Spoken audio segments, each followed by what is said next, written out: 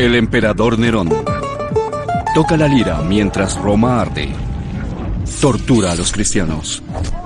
Los viste con pieles de animales salvajes y luego hace que perros salvajes los despedacen. Los convierte en antorchas humanas. Asesina a sus esposas y derrocha el dinero como un jeque árabe. Llevó el imperio a la bancarrota, saqueó templos, mató a la clase dirigente. Los relatos de la era romana permitirían encontrar la verdad detrás de estas historias. Los expertos investigarán a fondo la vida de Nerón con una serie de pruebas científicas. Descubrirán sus sádicos métodos de tortura. Explicarán uno de los fraudes financieros más grandes de la historia. También su papel en el asesinato de sus esposas y su madre. Un experto psiquiatra forense analizará el temperamento de este villano para compararlo con otros tiranos de la antigüedad.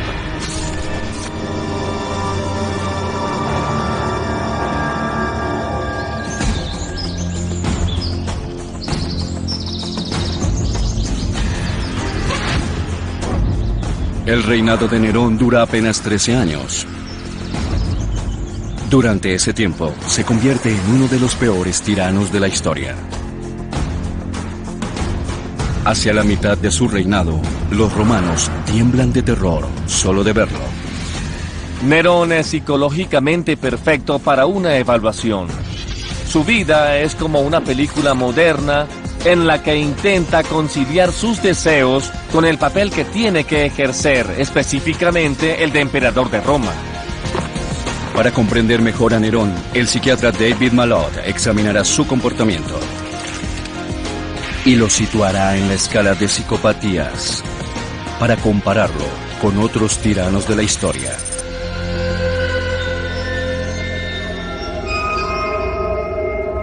Según sus antecedentes penales, Nerón está entre los peores.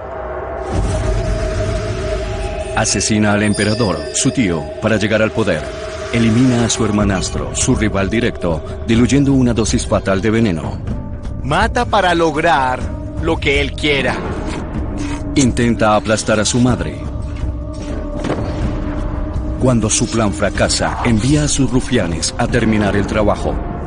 Acusa a los cristianos del incendio de Roma. Luego los quema vivos para vengarse. Esta carnicería de cristianos, a quienes culpó por el incendio de Roma, es demasiado gráfica y repugnante. Tortura a los senadores que lo molestan con látigos y hierros para marcar ganado.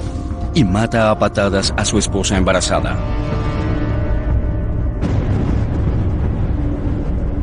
Estas impactantes historias son contadas por Tácito y Suetonio, varias décadas después de la muerte de Nerón. Eran los columnistas de chismes de su época. Satanizan la figura de Nerón para enaltecer a los emperadores que le siguieron. ¿Hasta qué punto podemos creerles? Para comprobarlo, la búsqueda comienza desde la niñez de Nerón. Nació en el año 37 después de Cristo, en una familia romana con muchos problemas. Su padre murió cuando Nerón tenía 3 años. Durante cierto tiempo, su figura paterna fue el tío Calígula, quien no era un padre ejemplar.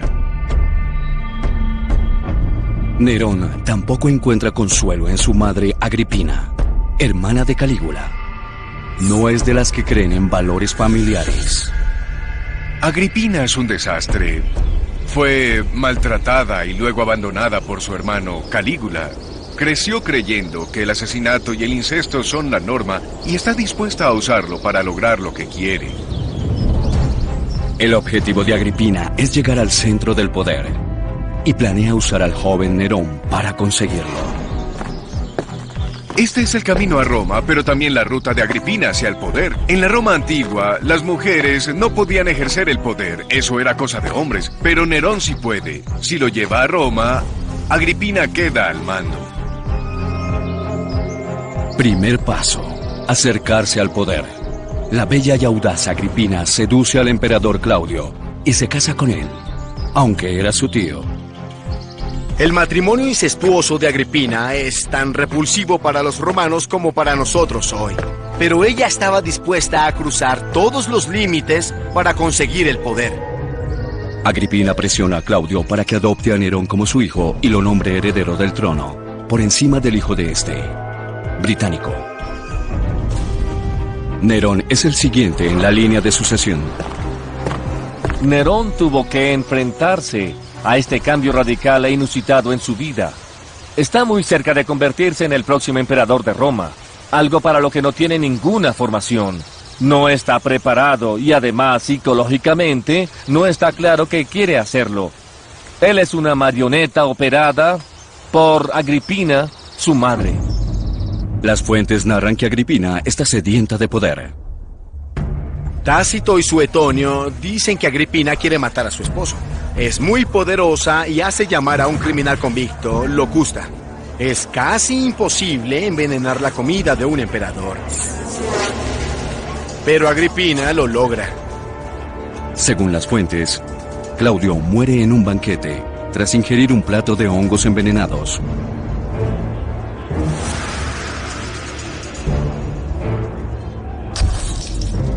Sin Claudio, Nerón es coronado emperador, lo que lo convierte en el hombre más poderoso del mundo.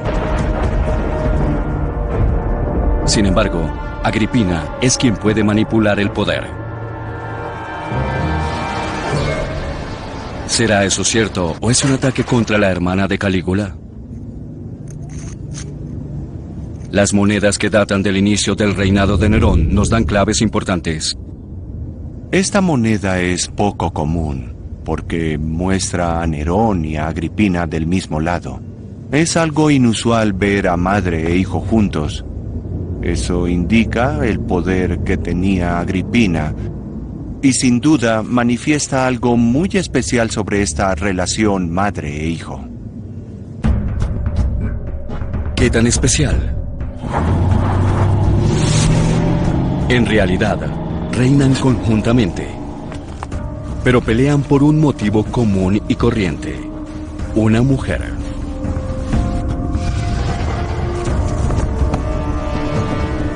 Es el año 55 después de Cristo. Nerón, de 18 años, se enamora profundamente de una ex esclava. Agripina está muy disgustada. Esta situación podría quitarle su poder, su lugar en la moneda. Intenta separarlos, pero Nerón se aferra a ella. Entonces, Agripina demuestra su poder. El control que ejerce Nerón sobre Roma aún no está asegurado, porque Claudio tuvo un hijo natural llamado Británico, el hermanastro de Nerón. Rechazada por su hijo, Agripina amenaza a Nerón con sustituirlo por Británico. Británico tiene apenas 13 años. Quizás ella sí pueda controlarlo a él. Antes de poder desheredar a Nerón y darle su apoyo a Británico, el joven bebe un poco de vino. Sufre violentas convulsiones y muere arrojando espuma por la boca. Todo el asunto es sospechoso. Nerón se apresura a decir que fue un ataque de epilepsia. Ciertamente, hay antecedentes familiares. El tío Calígula tenía convulsiones a menudo. Pero Suetonio no está de acuerdo y acusa a Nerón de homicidio. ¿Es posible que Nerón haya envenenado a Británico sin que lo atraparan? Habría que preguntarle a un toxicólogo.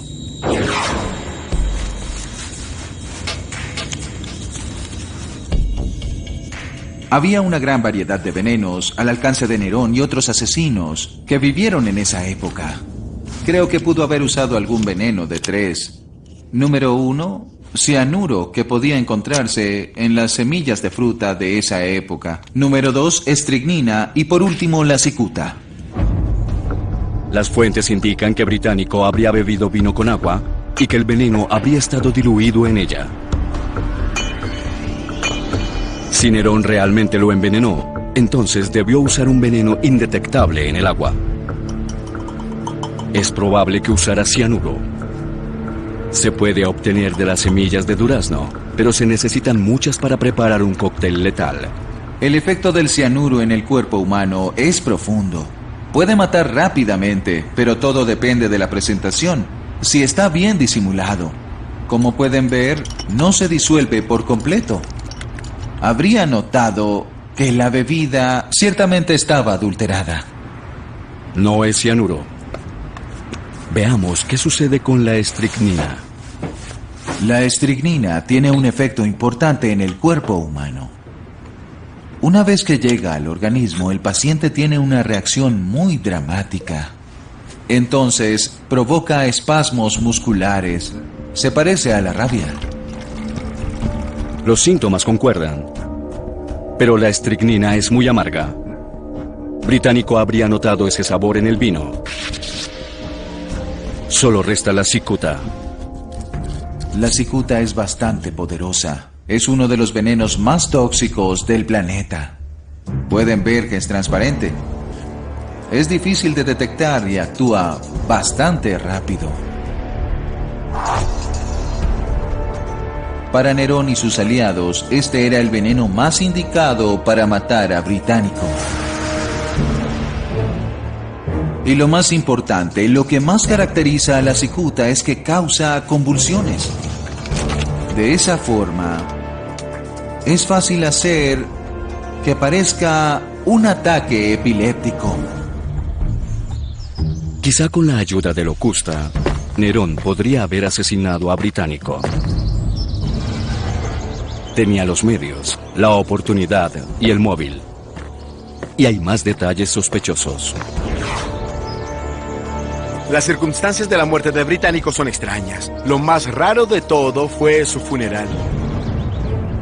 Fue hecho a la carrera, abruptamente. Ocurrió al día siguiente, sin el protocolo que corresponde a un personaje como Británico. Hay que deshacerse de las pruebas rápidamente. Los historiadores concuerdan en que todo apunta a que Nerón es culpable del asesinato de su hermanastro. Mata sin vergüenza para lograr lo que quiere. Ese es un paso muy grande. De este modo, Nerón supera a su madre Agripina, quien le ha enseñado bien la lección. Ahora nada podrá detenerlo.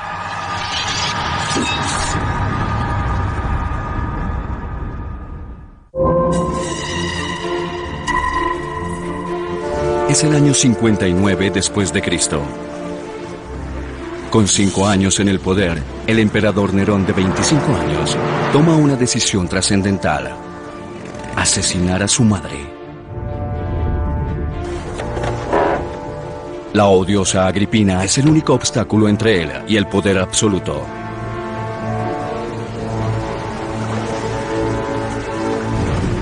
No puede matarla a sangre fría. Sería demasiado cruel, incluso para un emperador romano. El historiador Darius Aria está aquí para investigar la escena del crimen.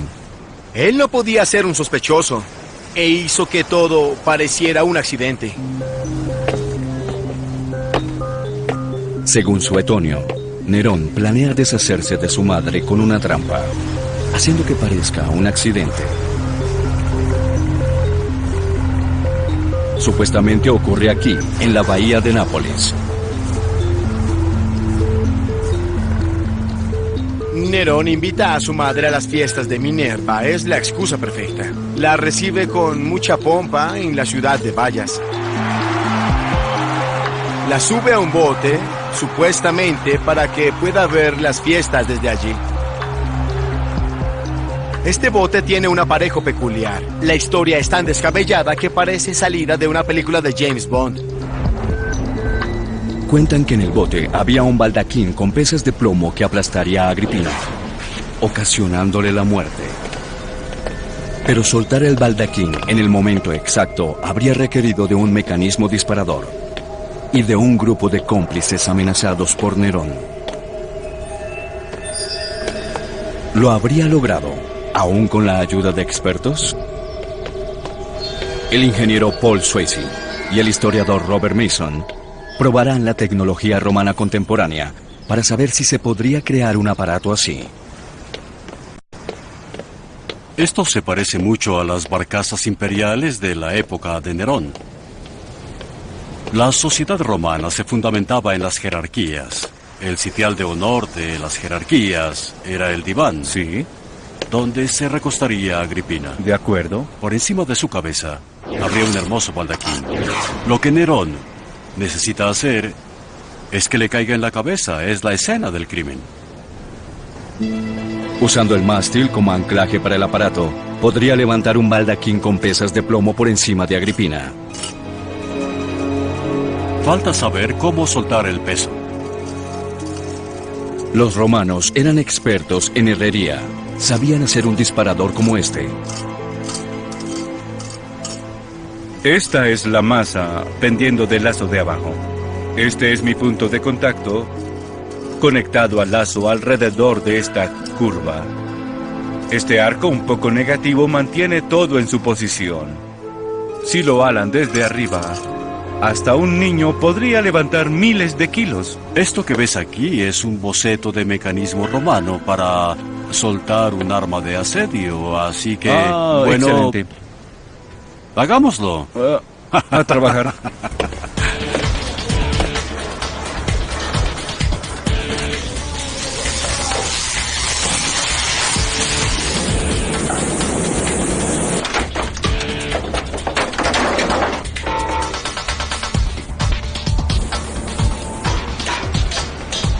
Así funciona el disparador. A continuación, el baldaquín.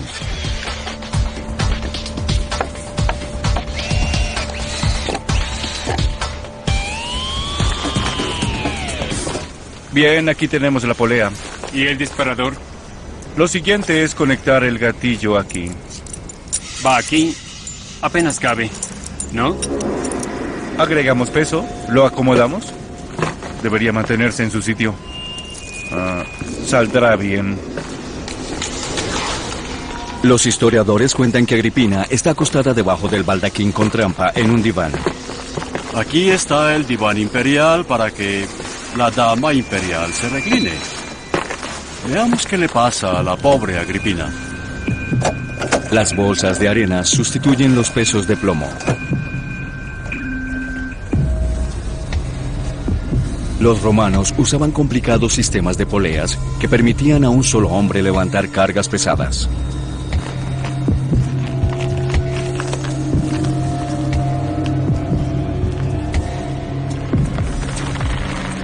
Hora de la verdad.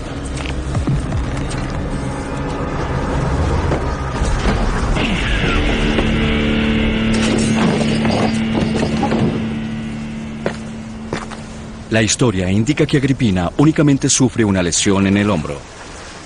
El simulacro lo confirma. El daño llegaría hasta ahí. Los extremos del diván la protegerían de lesiones más graves.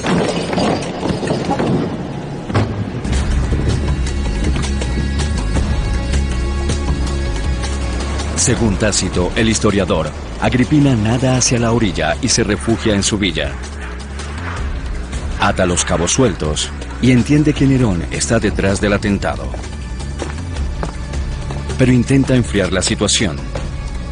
Envía un mensaje a Nerón diciéndole que todo había sido un accidente. Nerón espera en una mansión como esta. Cuando llega el mensajero de Agripina, ve una oportunidad. Él reacciona rápidamente. Las fuentes le atribuyen a Nerón una gran inteligencia, ya que toma una espada y la lanza a los pies del mensajero, alegando que Agripina lo había enviado para matarlo. Nerón obtiene la excusa perfecta, que su madre intentó asesinarlo. Lo que él decide hacer será tomado como defensa propia. Es algo brillante. Pasa de victimario a víctima. Nerón envía a la guardia pretoriana a terminar lo que él había comenzado. Ella se descubre el abdomen y reta a los guardias a que la hieran en el vientre que engendró a su asesino. Eso hacen, y ella muere.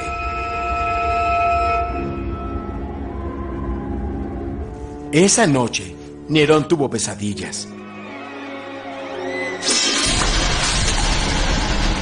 Al despertar, Nerón anuncia que ese día era el primero de su reinado. Al fin, el poder era suyo. Aprendió del mejor maestro, su madre. Los romanos se vuelven paranoicos. Si el hombre fuerte está dispuesto a matar a su madre, cualquiera podría ser el próximo. Los senadores nerviosos envían extravagantes mensajes de felicitación y agradecimiento. Ya Nerón se deshizo de Agripina. Ahora se ocupa del siguiente obstáculo: su esposa Octavia. Ella es muy popular, pero a él no le importa. Solo tiene ojos para Popea, su amante y antigua esclava, que está embarazada. Se divorcia de Octavia y la expulsa de Roma. Se casa con su amante Popea. Es una forma de cortar los lazos con su madre. El público reacciona con indignación, se lanza a las calles a protestar. Ellos quieren un cuento de hadas. Fue un error de relaciones públicas, como cuando Carlos se divorció de Diana por Camila. Decide que no solo se divorciará de Octavia, sino también que ella debe morir. Envía a sus guardias a explicarle que ella puede escoger entre suicidarse o ser asesinada. Los guardias regresan a Roma con la cabeza de Octavia. De ese modo, Nerón demuestra su desprecio hacia la opinión pública. Nerón estaba listo para ser el hombre que siempre quiso ser. Según Suetonio, ese hombre era actor, poeta y músico.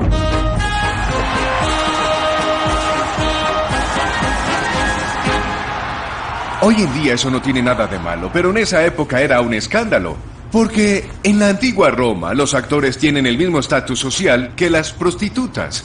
Sería como encontrar al presidente de los Estados Unidos buscando prostitutas en Sunset Boulevard. Un romano decente no podría hacer esto. ¿Cómo se relaciona esto con su estado mental?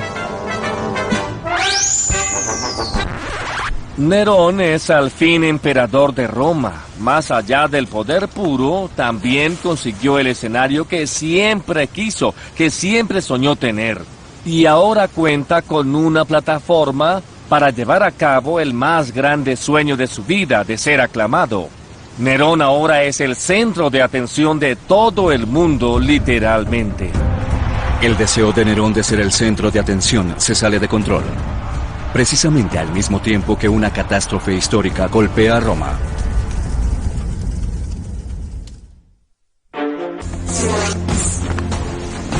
Con 10 años en el poder, Nerón de 27 años está listo para quedarse por un largo tiempo.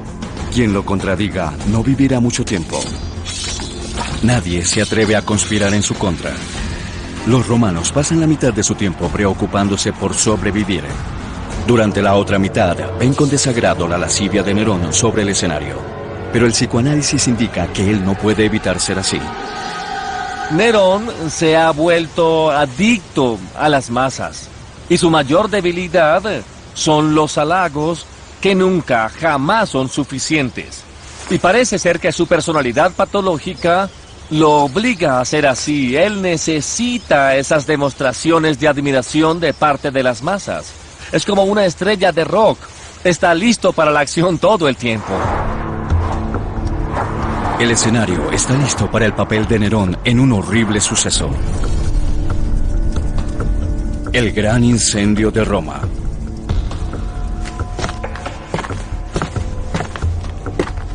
Antiguamente los edificios eran de madera y las calles eran estrechas, mucho más que hoy. El fuego podía propagarse de un edificio a otro fácilmente. Los incendios ocurrían rápida y frecuentemente. El incendio en la época de Nerón fue el más feroz en la historia de Roma. La mitad de la ciudad quedó devastada. Nerón toca la lira mientras Roma arde.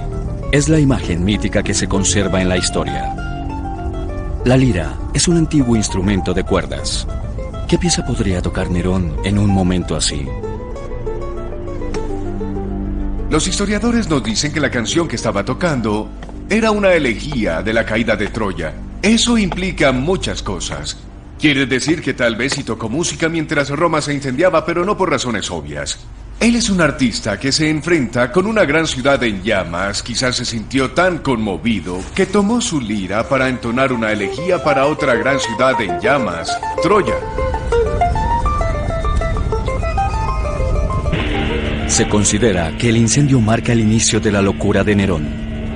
No lo hizo porque estuviera loco. Él no se alegra de que Roma esté sucumbiendo. Lo lamenta hasta lo más profundo de su alma. Pero la prensa se entera de lo que hace y entonces se convierte en un problema de relaciones públicas porque Nerón no entiende que los demás no lo ven de esa manera.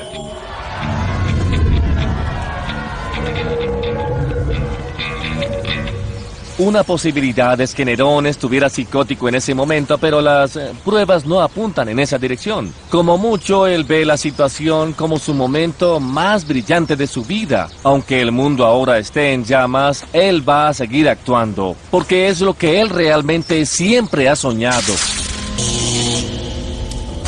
El incendio dura 6 días. Corre el rumor de que fue un incendio premeditado. El pueblo romano quiere justicia. Nerón pronto encuentra a quien culpar. Un grupo de fanáticos religiosos que se han convertido en un estorbo para los ciudadanos, los cristianos. Los cristianos eran los perfectos culpables porque vivían al margen de la sociedad. Se creía que eran caníbales, probablemente porque no estaba claro lo del sacramento del pan y el vino. Otra cosa que los hacía ver sospechosos era que se rehusaban a participar en los sacrificios para el emperador, alegando que solo había un dios. Para nosotros sería como rehusarse a cantar el himno nacional porque es un tributo a Satanás. Son el chivo expiatorio perfecto. Incluso circulaban panfletos cristianos que decían que Roma ardería en el infierno por adorar a un dios falso. Los romanos veían eso como una incitación al crimen. Nerón ordena la captura de los cristianos y los somete a un castigo salvaje.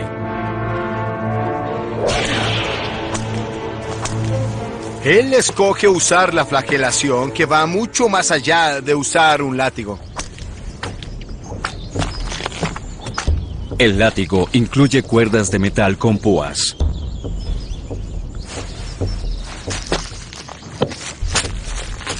Usaremos este trozo de carne de cerdo para simular lo que le ocurriría a un humano. Hay que tener en cuenta que la piel del cerdo es mucho más gruesa y resistente que la de una persona.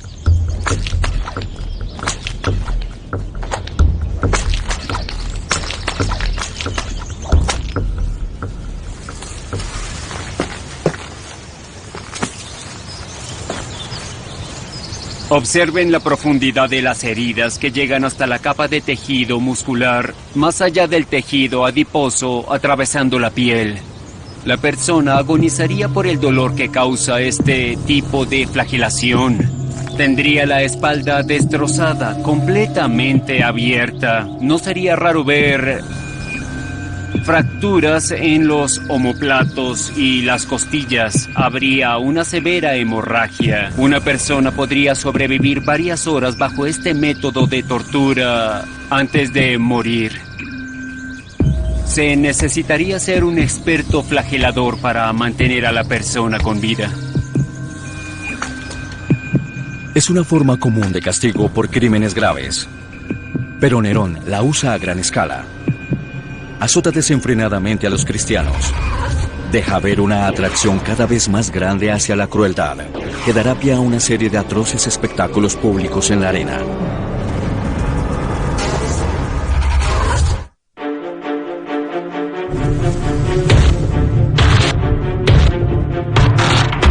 Políticamente incorrectos. A continuación, Calígula y Nerón, por History.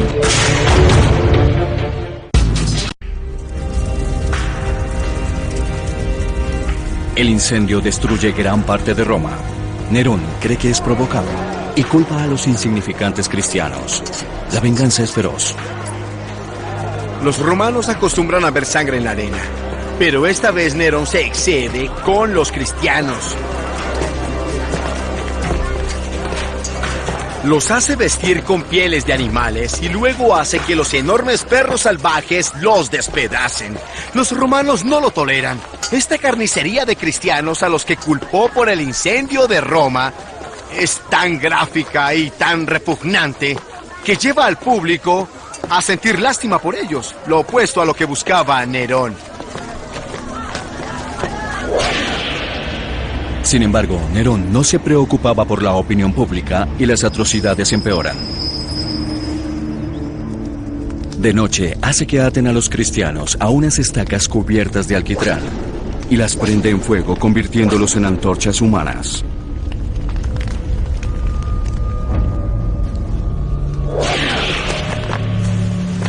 Nerón comienza la reconstrucción de Roma a partir de las ruinas.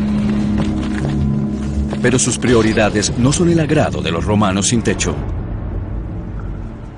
Él hace que construyan un nuevo palacio más grande y magnífico. Va desde el Palatino, cruzando el valle del Coliseo, hasta el Esquilino. Todo está cubierto por su Domus Aurea, famosa por la ornamentación de la estructura. El techo, las paredes, todo allí. No se gana el afecto de los romanos. Ha modernizado su ciudad, pero también ocupó gran parte de ella. Sus acciones son comparables a los peores excesos de Wall Street. Nerón se ama a sí mismo y le encanta que otros lo admiren, pero no es un psicótico. Él no está loco, porque no hay pruebas de que haya sufrido alucinaciones. Él continúa siendo un calculador y está muy motivado. Ahora todas sus metas están dirigidas a mejorar su imagen ante los demás, pero no es prueba de que sea psicótico. La mitad de los habitantes muere de inanición al tiempo que Nerón construye su palacio. Pero encuentra un obstáculo. Se le acaban los fondos. Sin embargo, no dejará que eso lo detenga. Tiene un plan. El caballo de batalla de la economía romana es el denario. Es muy estable, porque es 100% plata garantizada.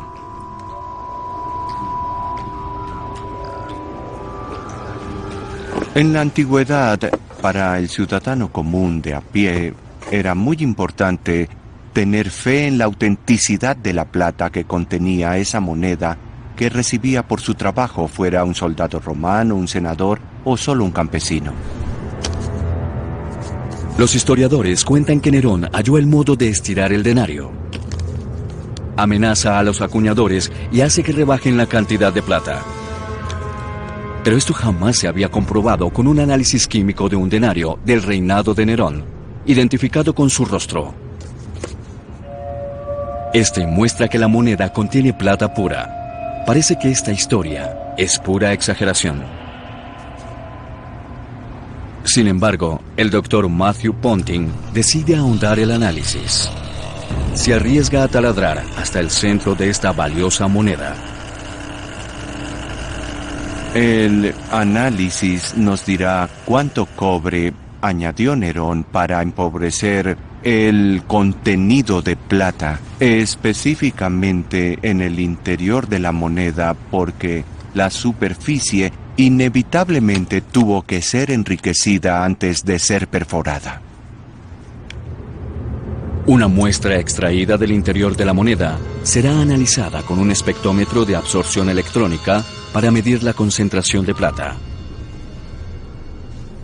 El análisis arroja un resultado de 170 partes por millón, calculado junto con los factores de dilución. Estamos hablando de aproximadamente 80% de contenido de plata. El gobierno imperial habría podido ahorrar una cantidad significativa de dinero. El 20% restante es cobre. Nerón devalúa la moneda romana y usa el dinero para seguir construyendo.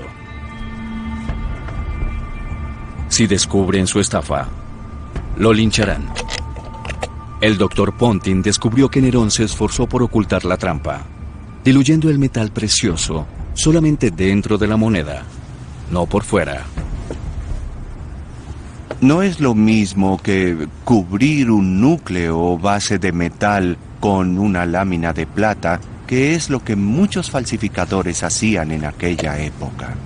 En este caso, hablamos de un proceso más sofisticado en el que únicamente se perfecciona la superficie de plata de la moneda. La arriesgada apuesta de Nerón no tiene precedentes. Es la primera vez que nos encontramos con una depreciación muy seria y sistemática de la unidad monetaria base del Imperio Romano, el denario de plata.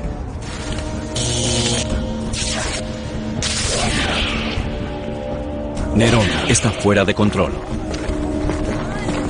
Se gesta desde el Senado una conspiración para asesinarlo. Estamos en la Curia, el sitio de reunión para los senadores. Aquí discuten la posibilidad de deshacerse del emperador. Quieren que se vaya, lo quieren muerto, pero Nerón está dispuesto a pelear, gracias a la preparación que recibió de su madre. Él golpea con brutalidad, golpea con rapidez y golpea con eficacia. Son víctimas de la ira de Nerón.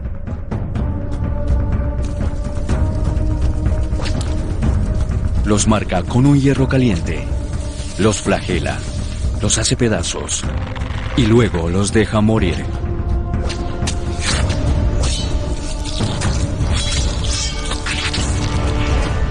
Nadie está a salvo cerca de Nerón, ni siquiera su nueva esposa. Estamos en el palacio de Nerón en la colina del Palatino. Una noche Nerón llega a su casa y tiene una discusión con su esposa, Popea, quien está embarazada de su segundo hijo, y se queja de que Nerón pasa mucho tiempo en el estadio, que ve demasiadas carreras. Él pierde los estribos,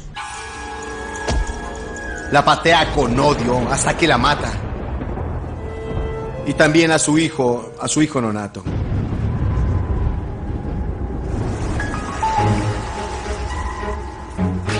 Nerón renuncia a sus intentos de gobernar y se va a Grecia a explorar su lado creativo.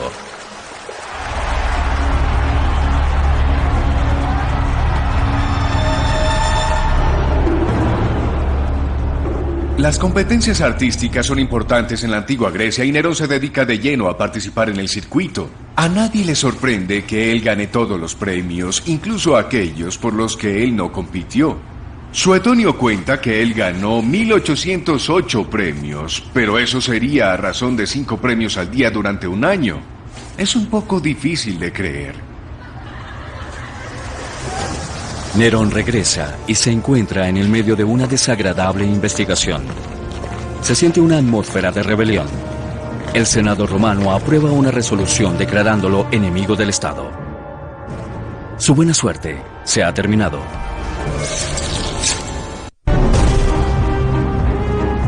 La mala administración del imperio y el asesinato de poderosas figuras de Roma han sido su fin. Sus últimos aliados lo abandonan. Nerón ya no tenía opciones, quebró las arcas del imperio, saqueó todos los templos, asesinó a casi toda la clase dirigente, y resulta que la última opción que tiene es suicidarse con su esposa. Dicen que sus últimas palabras fueron: «Ah, qué gran artista muere conmigo». Y tiene sentido. De hecho, es tan artista que no puede suicidarse solo. Necesita a alguien que lo ayude a hacerlo.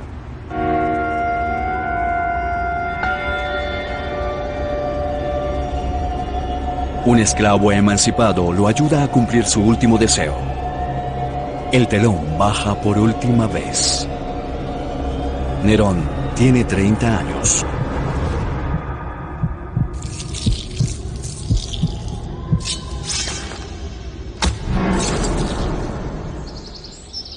Muchos se alegraron al saber que Nerón había muerto. Poco después, esa alegría, la celebración, se convierte en ira. El pueblo romano quiere acabar con todo rastro del emperador.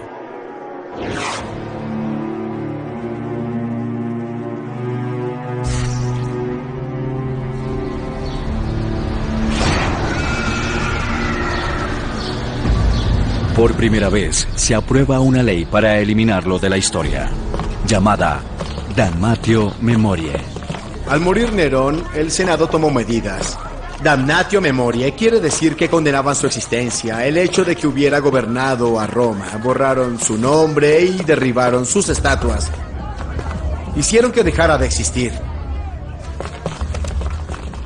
Los gobernantes posteriores que quieren hacer ver mal a sus predecesores usan a Nerón como ejemplo por sus terribles crímenes. Escritores como Suetonio se aseguraron de que nadie lo olvidara.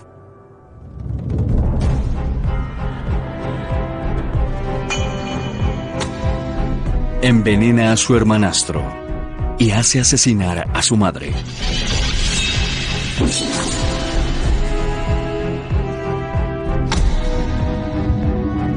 Decapita a su primera esposa y mata a patadas a la segunda, aunque está embarazada. Flagela a los cristianos y los convierte en antorchas humanas. Asesina senadores y roba el dinero de sus súbditos, alterando sus monedas. ¿Dónde queda Nerón comparado con otros viles tiranos de la antigüedad? Él no asesinaba por placer, como su tío Calígula. Tenía metas. Mataba para conseguir algo a nivel personal o político, como Julio César. Cuando Nerón usa la violencia, él lo hace de un modo directo y bien administrado. Nunca lo vemos sediento de sangre, como pasaba con otros gobernadores romanos que hemos visto. Sin embargo, matar a su esposa a patadas en medio de un ataque de ira lo lleva hacia el extremo psicótico de la escala. ¿Y su deseo de ser el centro de atención? El rasgo más dominante de la personalidad de Nerón es su histrionismo, al punto de sufrir un trastorno de personalidad histriónica. Todo el teatro, la superficialidad, la necesidad desesperada de ser el centro de atención es lo que determina su personalidad. En esta escala, Nerón llega muy alto. ¿Quién en la historia tiene una personalidad similar?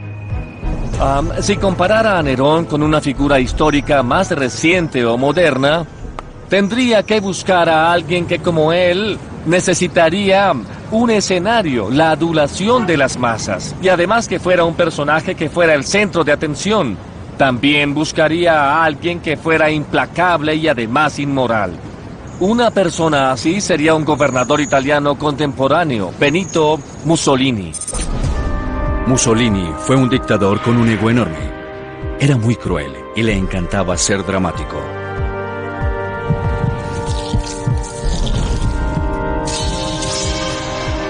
Los romanos celebran el suicidio de Nerón, pero su alegría dura poco. Llegan rumores de que sigue vivo y que fue visto cantando y tocando música. Incluso, hoy en día, esto es una ilusión frecuente. Algo parecido sucede con Elvis. Desapareció, está muerto. Pero de vez en cuando alguien lo ve y a la larga la gente lo cree. Muchos creen que Elvis aún vive. Lo mismo ocurre con Nerón, se convierte en leyenda. Tal fue su impacto en la sociedad romana. El deseo más profundo de Nerón era ser recordado como un artista. Pero eso no fue lo que ocurrió. Su trastornada madre y su obsesión consigo mismo hicieron que los 13 años de su reinado fueran recordados no como una era dorada del arte, sino como la era de un cruel tirano y homicida.